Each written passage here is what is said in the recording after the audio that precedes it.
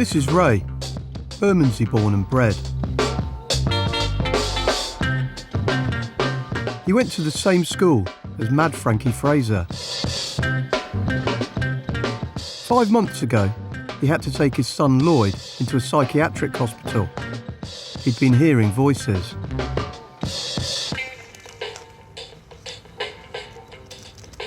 I was terribly worried about him, you know. Getting in trouble, wasn't I? What was in trouble? Well, he was in a lot of trouble, different things. Getting in trouble with the police all the time, wasn't they? I got nicked trying to nick a turbine, a wind turbine, off of a boat.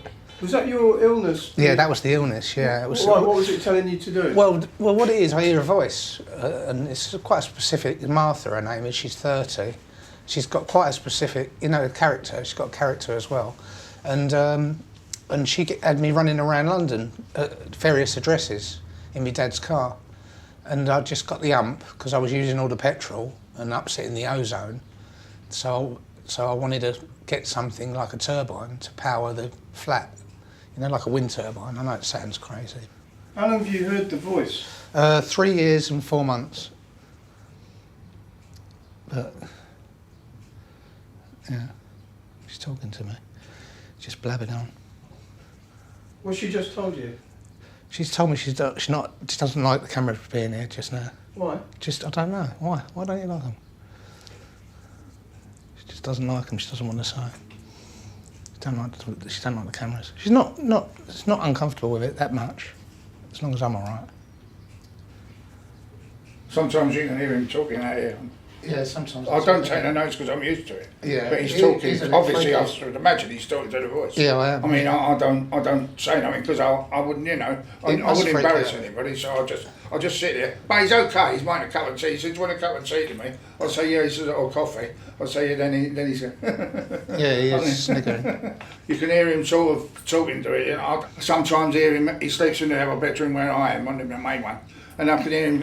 He goes, yeah. Then he goes, yeah, and then he goes to sleep, you know what I mean? But it doesn't worry me now. It did at first because I thought, well, you never know, do you? I don't know. Yeah, if you take notice of the voices. I don't know. He takes notice of it, so it could be anything, couldn't it? I didn't want him to say, well, get up and hit your dad over the head or kill your dad. Yeah, it doesn't work like that. You know what I'm saying? I know it sounds silly, but you wouldn't have no chance, would you?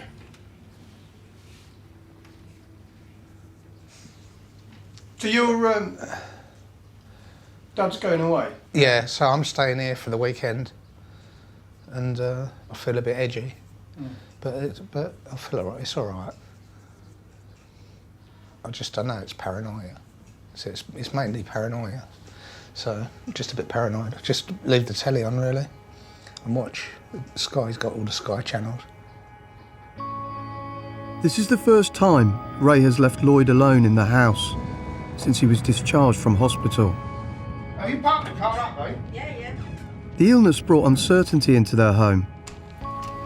They were trying to understand what schizophrenia meant for both of them. Keep in touch, won't you?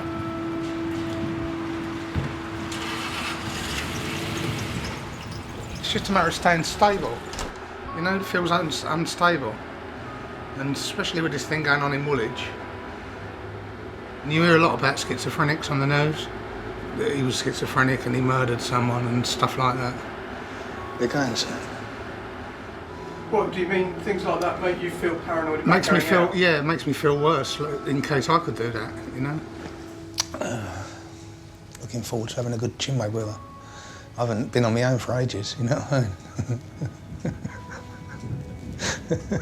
I know it must seem crazy.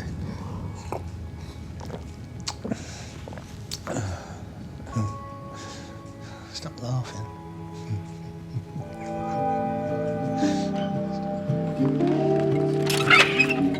Hello, all right. Lloyd has been on his own all weekend.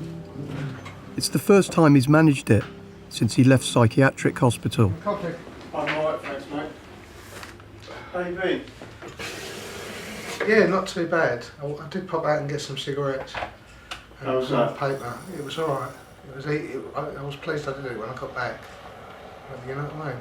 Were you worried when you were going out? At first, yeah, but once I got out the front door, I was fine. It's just the first couple of steps. just the first few steps. Yeah. Lloyd was unusually open about his illness, as if telling us helped him unburden himself. He was keen that we see him talking to Martha, the voice. I did a bit of a video report, and I tried to capture some of the schizophrenic voices while... Should we have a look? Yeah, okay. It's 10 o'clock, 10:15, he's been gone, my dad's been gone 5 hours now, no, not more than that, 11 hours, and I'm feeling alright. Just eating some sweets.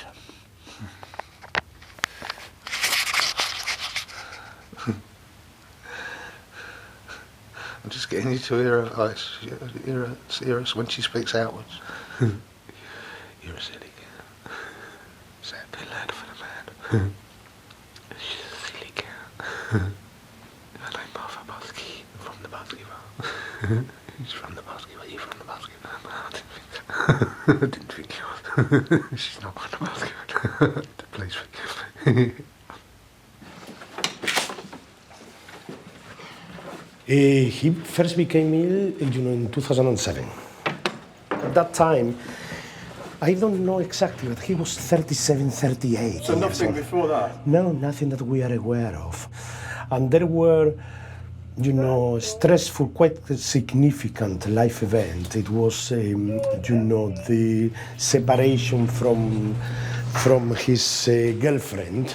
And the following year, it was the death of his mother. So before there was no mental health issue, is that unusual? No. You can have first episode of schizophrenia in people who are 60 years old or so. It can happen. I don't know what people are going to think about the paranoid schizophrenics in the community. Usually when you hear of schizophrenics, they've usually chopped someone up or they've usually shot someone. So it makes me quite worried because I don't know my own mind. His anxiety symptoms have deteriorated as well markedly. One element that's playing a part on this has been his increased use in alcohol. So is the drinking, is that in medicating himself? Yes.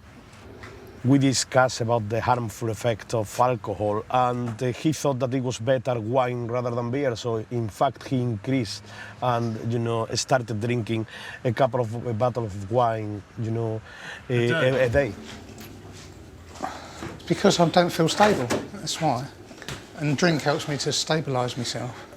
But the problem with that is once you drink too much, if I had 3 pints, it would be fine, but I don't, I'd have 6 pints. Or something, or 9 pints. I'll see you, Lloyd. Lloyd was all too aware of what the schizophrenic label meant. He locked himself away and drank through the worry. It was his way of dealing with it. But it couldn't go on forever. You're in recovery and you're getting better and better all the time, On isn't paper, it? yeah. Yeah. Only on paper. On paper. I don't feel feel like it. Not at the moment. I've had a bad couple of days. And I've been hearing the voices a lot more. The last couple of days I've been arguing with them and I can't win. I can't win because the voices are there all the time.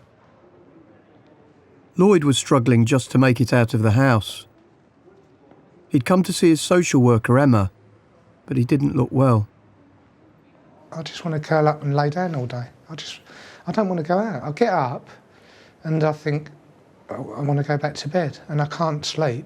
Have you been drinking at all? No, I haven't drunk. I went out for a drink on Sunday with my dad. Yeah. It might be the effects of the vodka. I had quite a few vodkas. What's quite a few? Half a bottle, I suppose. I've not been drinking every day. I felt like a drink yesterday. The voices, his anxiety, and his drinking were all starting to catch up with him.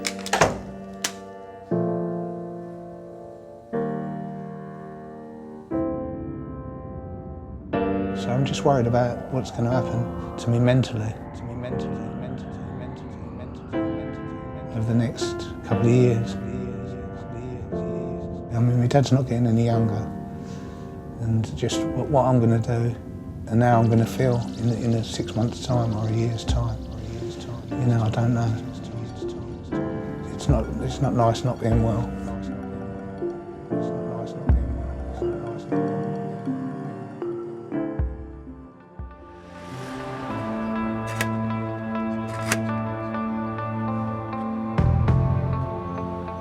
Now, 2 weeks on,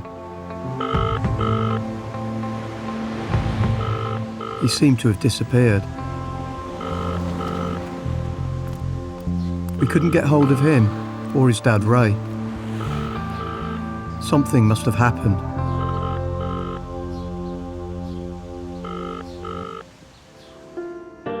Oh, hi Kate, it's Fidel here.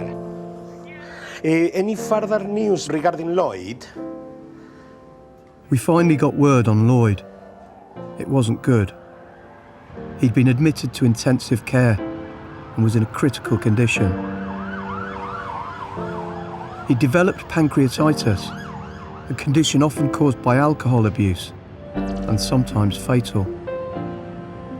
He was binge drinking. I mean, clearly he's got a problem with alcohol, you know.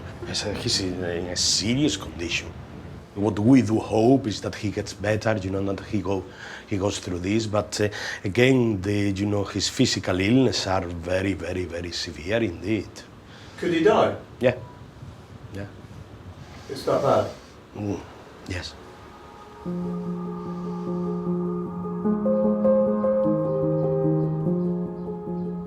I couldn't fucking believe it, you know what I mean? I couldn't get my head around it. Your boy dies before you know what I mean? When I went up there was the worst part, when he was in the ICU, because I thought, well, how the fuck's he in there? You know what I mean? You've got to be really ill, haven't you? When I walked in there, I thought, he ain't gonna make this. No way he's gonna make this. Oh, fuck me, I couldn't believe it. I just sat there, I just fucking didn't know what to do, did I? I said, I can't believe it. He said, you find it hard. He said, it is hard. I mean, I don't mind telling you, I was praying every fucking night, no? Well, I guess a drink helps you forget about the voices, doesn't it? Oh, I suppose it does, doesn't it? But then what happens tomorrow then? What, you drink again? And then what the day after that, what do you do then? Bollocks, isn't it?